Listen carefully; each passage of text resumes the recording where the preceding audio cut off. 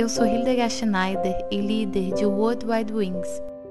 Hoje falaremos sobre a conhecida parábola do filho pródigo, que tem um grande significado escatológico escondido. E Yeshua continuou: um homem tinha 2 filhos. O mais novo reivindicou do seu pai: Pai, dá-me a parte da herança a que tenho direito. E consentindo, o pai repartiu sua propriedade entre eles. Não se passou muito tempo, e o filho mais novo reuniu tudo o que tinha, partindo para terras distantes. E lá esbanjou todos os seus bens, vivendo de forma irresponsável. Coincidentemente, após haver gasto tudo o que possuía, abateu-se sobre toda aquela região uma grande fome, e ele começou a passar muita necessidade. Por esse motivo, foi empregar-se com um dos cidadãos daquela região, que o mandou para o campo a fim de cuidar dos porcos. Ali, chegou a ter vontade de encher o estômago com as vagens de alfarrobeira com as quais os porcos eram alimentados. No entanto, ninguém lhe dava absolutamente nada. Foi quando, caindo em si, falou consigo mesmo: quantos empregados de meu pai têm comida com fartura, e eu aqui, morrendo de fome? Levantar-me-ei, tomarei o caminho de volta para meu pai, e ao chegar lhe confessarei: Pai, pequei contra o céu e contra ti, não sou mais digno de ser chamado teu filho. Trata-me como um dos teus trabalhadores. E logo em seguida levantou-se e saiu na direção do pai. Vinha caminhando ele ainda distante, quando seu pai o viu e, pleno de compaixão, correu ao encontro do seu filho, e muito o abraçou e beijou. Então o filho lhe declarou: Pai, pequei contra o céu e contra ti, não sou mais digno de ser chamado teu filho. Entretanto, o pai ordenou aos seus servos: trazei depressa a melhor roupa, vestiu-o com distinção, ponde-lhe o anel de autoridade e as sandálias de filho. Também trazei o novilho gordo e o preparai. Comamos, façamos uma grande festa e regozijemo-nos. Porquanto este meu filho estava morto e voltou à vida, estava perdido e foi encontrado. E começaram a celebrar o seu regresso. Entrementes, o filho mais velho estava no campo. Quando foi se aproximando da casa do pai, ouviu o som da música e das danças. Então chamou um dos servos e indagou-lhe sobre o que estava acontecendo. Este informou: teu irmão regressou, e teu pai mandou matar o novilho gordo, porque o recebeu de volta, são e salvo. Mas o filho mais velho encheu-se de ira e negou-se a entrar. Então o pai saiu e insistiu com ele.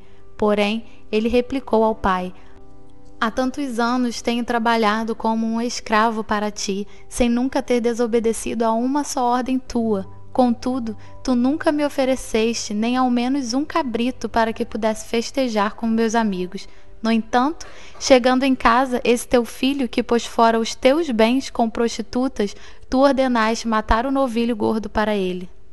Então lhe arrazoou o pai: meu filho, tu sempre estás comigo, tudo o que possuo é igualmente teu. Porém, nós tínhamos que celebrar muito a volta deste teu irmão e regozijarmo-nos, porque ele estava morto e reviveu, estava sem esperança e foi salvo.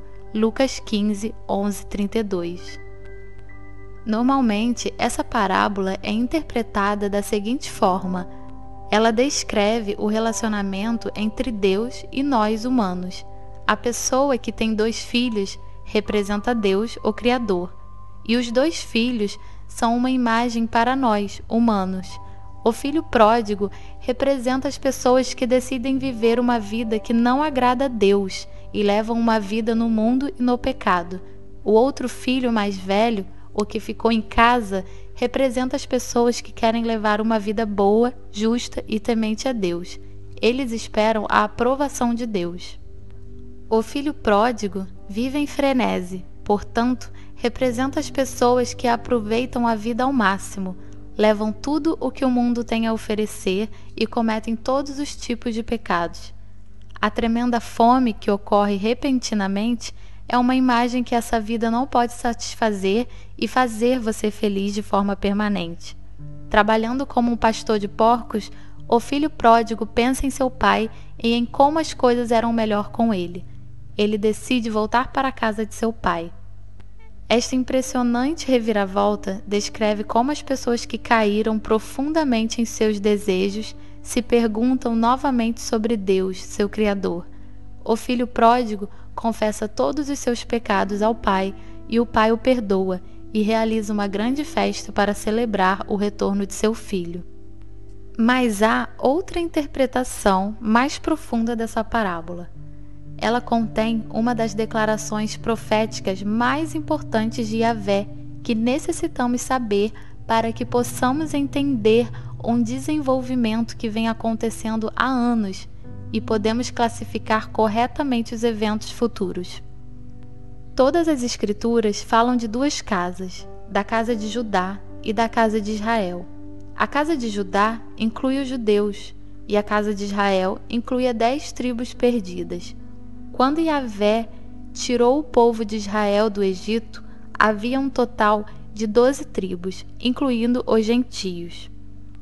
As tribos foram posteriormente divididas em 2 reinos, a casa de Judá e a casa de Israel. O filho pródigo, que encontrou Yahvé, pertence mais à casa de Israel, a menos que seus ancestrais fossem judeus e ele não soubesse disso. Sempre se diz erroneamente que os judeus são Israel. Você pode dizer isso, mas biblicamente falando, você tem que dizer corretamente que eles são a casa de Judá. Mas uma vez que vivem em Israel hoje, os judeus são chamados de Israel.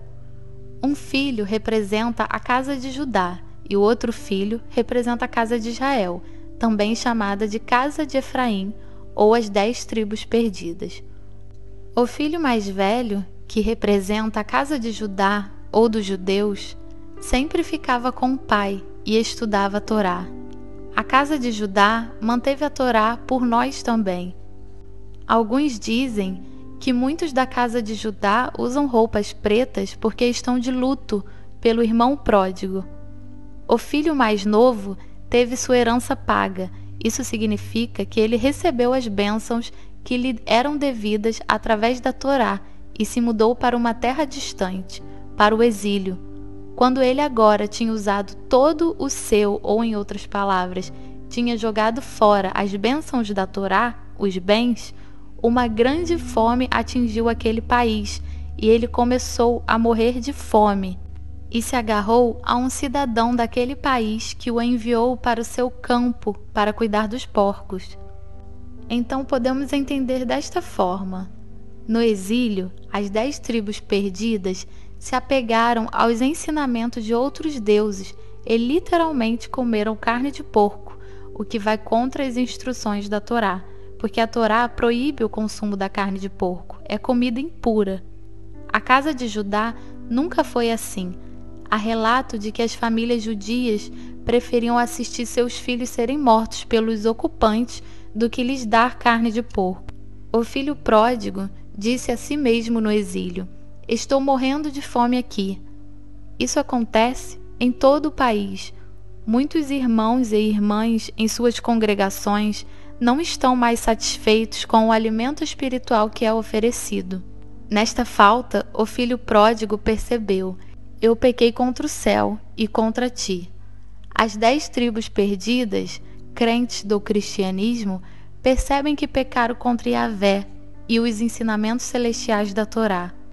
E logo em seguida, levantou-se e saiu na direção do pai. Vinha caminhando ele ainda distante, quando seu pai o viu, e pleno de compaixão, correu ao encontro do seu filho e muito o abraçou e beijou. Só o pai viu o filho pródigo retornar. O irmão mais velho não percebeu.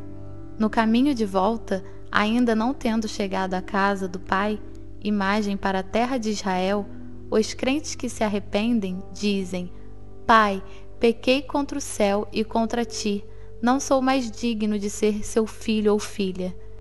Eles reconhecem que violaram a Torá, que é a definição de pecado. O pecado está quebrando a Torá.